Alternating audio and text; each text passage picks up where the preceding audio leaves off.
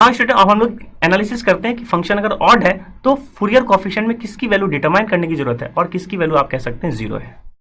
So now student, अगर आपका पास function क्या हो, ऑड फंक्शन हो, और एनालिसिस हम लोग किसका कर रहे हैं, फूरियर सीरीज के कोफिशिएंट का एनालिसिस कर रहे हैं। सो ए नॉट क्या है, ए एन क्या है, बी एन क्या है, ये फॉर्मुलेशन होता है, फूरियर आइलर्स फॉर्मुलेशन कहते हैं जिसे हम लोग। तो ए नॉट की वैल्यू क्या है, 1/π minus pi to pi f x d x, ये ऑलरेडी हम लोग देखें। ए एन क्या होता है, एफ एक्स का अगर मल्टीप्लीकेशन किसके के साथ करते हैं, कॉस एन एक्स का, और बी एन क्या है, एफ एक्स का मल्टीप्लीकेशन किसके साथ करते हैं, साइन एन एक्स का साथ आप इंटीग्रेट करते हैं।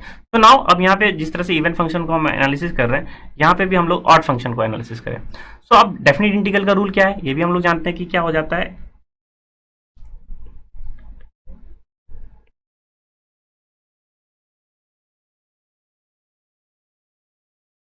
तो डेफिनेट इंटीग्रल के अकॉर्डिंगली ये रूल हम लोग जानते हैं कि इवन फंक्शन है तो twice time 0 to a F x d x हो जाता है, ऑड फंक्शन है तो क्या हो जाती है, वैल्यू जीरो हो जाती है।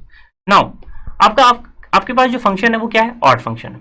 तो ऑड फंक्शन है, ये भी क्या है, फंक्शन ऑड फंक्शन है। तो ये अगर ऑड फंक्शन है तो दैट मीन्स इसकी वैल्यू क्या हो जाएगी, zero. That means A not की वैल्यू क्या हो गई, जीरो हो गई। फूरियर सीरीज का कोएफिशिएंट ए नॉट की वैल्यू क्या हो गई, जीरो।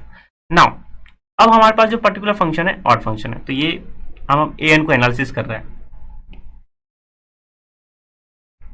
तो ये फंक्शन मेरा ऑड फंक्शन है, लेकिन हम जानते हैं cos nx क्या होता है, एक इवन फंक्शन होता है।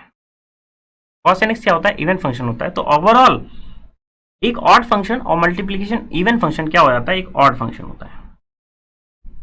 ऑड फंक्शन, ये हम लोग अभी भी एनालिसिस कर रहे हैं कि ऑड फंक्शन इवन फंक्शन का मल्टीप्लीकेशन क्या होता है, एक ऑड फंक्शन होता है। तो ओवरऑल जो फंक्शन है आपके पास जिसका इंटीग्रेट करना है वो क्या हो गया, एक ऑड फंक्शन हो गया। तो जैसे ही ऑड फंक्शन हो गया तो इस डेफिनेट इंटीग्रल के अकॉर्डिंगली उसकी वैल्यू क्या हो जाएगी, जीरो हो जाएगी। तो दैट मीन्स अगर ऑड फंक्शन हो जाएगा तो ए नॉट की वैल्यू जीरो और ए एन की वैल्यू जीरो हो जाएगी। दैट मीन्स आप ये समझ सकते हैं कि इवन फंक्शन था तो वहां सिंपली बी एन जीरो होता था, ए नॉट एंड ए एन निकलता था। यहां पे अगर आप बी एन को देखें, बी एन की को एनालिसिस करें, तो सिंस ये एक ऑड फंक्शन है एंड साइन एन एक्स भी क्या है, एक ऑड फंक्शन है, और ऑड इंटू ऑड क्या होता है, odd function. So that means overall जो फंक्शन है आप कह सकते हैं जी एक्स, जो कि मल्टीप्लीकेशन है f x into sine n x. तो फूरियर सीरीज में अगर ऑड फंक्शन है तो ए नॉट जीरो हो गया, ए एन जीरो हो गया। Now what about b n, अगर बी एन को चेक करें तो हम लोग ये जान रहे हैं, एज्यूम किए हुए ये फंक्शन क्या है, ऑड फंक्शन है, और साइन एक्स को भी हम लोग जानते हैं कि ये फंक्शन क्या है, ऑड फंक्शन है। नाउ जिस तरह से product of two even function क्या होता है, इवन फंक्शन होता है, यहाँ पे थोड़ा सा रिवर्स केस है। अगर आप फंक्शन को देखें, एक्स क्या है आपके पास, ऑड फंक्शन है, और इसके साथ फिर से अगर एक्स का मल्टीप्लाई करेंगे तो क्या हो जाएगा, एक्स स्क्वायर। दैट मीन्स दो ऑड फंक्शन था और प्रोडक्ट क्या हो गया, एक इवन फंक्शन हो गया। तो दो ऑड फंक्शन का प्रोडक्ट क्या हो जाता है, एक इवन फंक्शन हो जाता है। आप x cube into x cube ले सकते हैं, sine x into sine x ले सकते हैं, तो ओवरऑल साइन स्क्वायर एक्स हो जाएगा, जो कि क्या हो जाएगा, एक इवन फंक्शन हो जाएगा। सो दैट मीन्स ये जो पूरी पर्टिकुलर वैल्यूज थी f x into sine n x, ये क्या हो गया, एक इवन फंक्शन हो गया। तो जैसे ही ये इवन फंक्शन हो गया दैट मीन्स केवल बी एन डिटरमाइन होगा अगर फंक्शन क्या है आपके पास, ऑड फंक्शन है। और बी एन को किस तरह से लिख सकते हैं आप, twice time 0 to pi f x d x, that means f x sine x n x into d x लिख सकते हैं।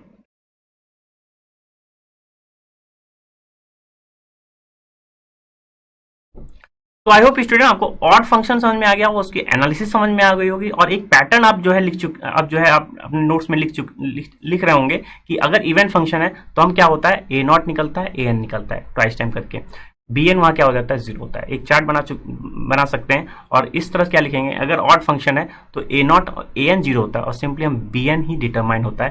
दैट मीन्स अगर ऑब्जेक्टिव में आपसे ये पूछा जाए कि एक पर्टिकुलर फंक्शन जो आपको बता दिया जाए कि एक ऑड फंक्शन है, या सिंपली कह सकता है एक्स है, अगर एक्स का हम फूरियर सीरीज लिखें तो क्या उसमें कॉस का टर्म अवेलेबल होंगे या किसके टर्म अवेलेबल नहीं होंगे, कॉस के टर्म अवेलेबल नहीं होंगे, साइन के टर्म अवेलेबल नहीं होंगे, या आप सिंपली कह सकते हैं कांस्टेंट नहीं होंगे, या नन ऑफ दिस। तो आप सिंपली यहाँ कहेंगे कि कॉस के टर्म क्या होंगे, अवेलेबल नहीं होंगे, क्योंकि कॉस का टर्म्स का ही कोफिशिएंट क्या होता है, ए एन होता है, और ए एन की वैल्यू क्या है, जीरो है।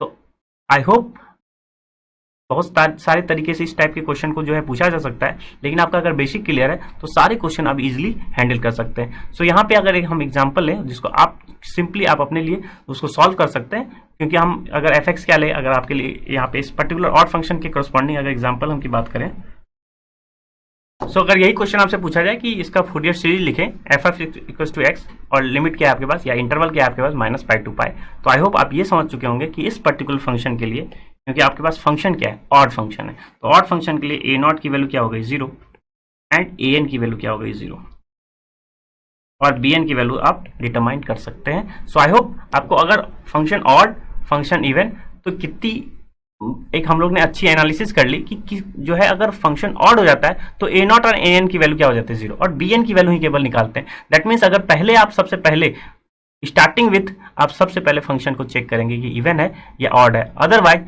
आप ए एन की वैल्यू फॉर्मुलेशन लगाएंगे और उसका इंटीग्रेट करेंगे और बाद में आपको दिखेगा कि वो क्या है 0 है। सो ये काम जो है हम नहीं करके सबसे पहले हम लोग ये चेक कर लेते हैं कि फंक्शन इवन है या ऑड है और सबसे पहले ही हम ए नॉट और ए एन की वैल्यू क्या कर लेते हैं 0 पुट अप कर लेते हैं और केवल सिंपली बी एन निकाल लेते हैं। इसी तरह से अगर इवन फंक्शन है तो हम सिंपली बी एन की वैल्यू 0 कर लेते हैं और लिख देते हैं कि सिंस फंक्शन क्या है एक इवन है और हम ए नॉट एंड ए एन की वैल्यू निकालते हैं। तो आई होप आप इस पर्टिकुलर क्वेश्चन को जो है आप जो है इसको सॉल्व कर सकते हैं using the similar concept. Fourier series का एक्सपेंशन किस तरह से निकालते हैं, कोएफिशिएंट किस तरह से निकालते हैं, तो यहाँ तो सिंपली ए नॉट और ए एन 0 हो गया, आप सिंपली यहाँ बी एन लिखेंगे और उसके बाद फूरियर सीरीज के एक्सपेंशन के फॉर्म में आप इस पर्टिकुलर क्वेश्चन को सॉल्व कर सकते हैं।